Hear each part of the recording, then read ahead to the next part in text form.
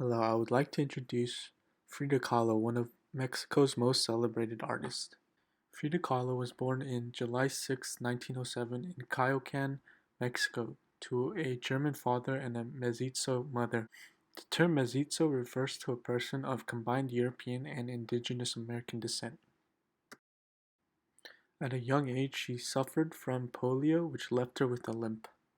Furthermore, in 1925, when she was 18, she suffered a severe bus accident which left her unable to walk for 3 months and underwent over 30 medical operations. Despite her lack of well being, Kahlo taught herself how to paint during this time. She also read and studied the arts of the old European masters. Soon she began considering a career in art, specifically as a medical illustrator. A medical illustrator is someone who specializes in creating imagery for medical or anatomical purposes. Her earliest paintings were mostly portraits of herself, and by 1926 she created one of her most famous paintings called The Self-Portrait Wearing a Velvet Dress. Her earliest paintings showed influence from Renaissance masters, such as the trademark Stoic stares and the long neck and fingers, which suggested influence from European avant-garde masters. Kahlo's style is often identified as Surrealism, which was a cultural movement which began after World War I in approximately 1920. The movement was also associated with political causes such as communism.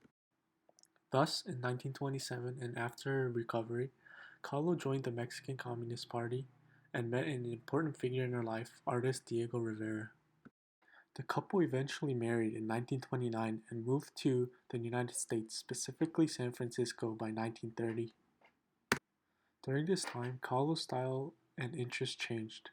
When previously she had studied the old masters, by 1930 her interest in Mexican art was renewed. Take for example her painting Frida and Diego Rivera.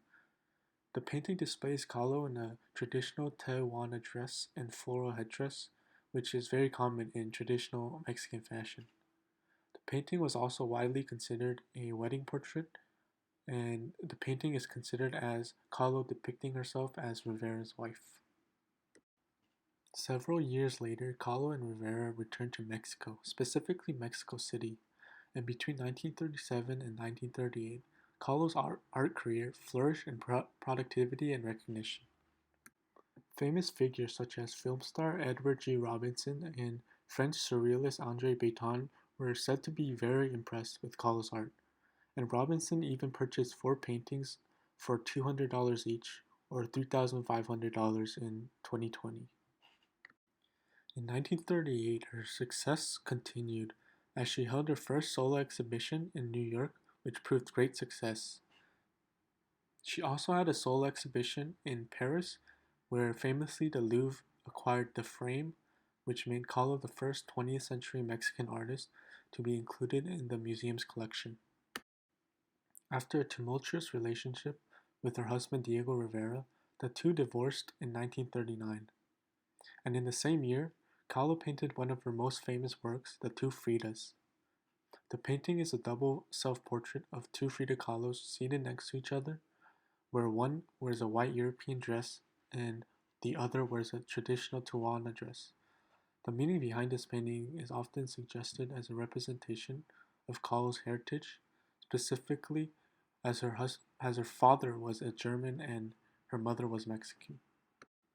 Even in her later years, Kahlo was never fully healthy, and by the late 1940s, Kahlo was often at the hospital and even needed assistance to walk.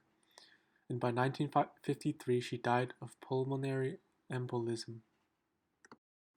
By many standards, Frida Kahlo is one of the most significant artists of the 20th century and by far one of Mexico's most important. And although she found success in her lifetime, her legacy gained incredible recognition from the 1970s onward. And there was a term called Freedomania, which was coined to describe Kahlo's immense popularity in recent years, specifically as an icon for the feminism movement and the LGBTQ plus movement. Thank you for watching.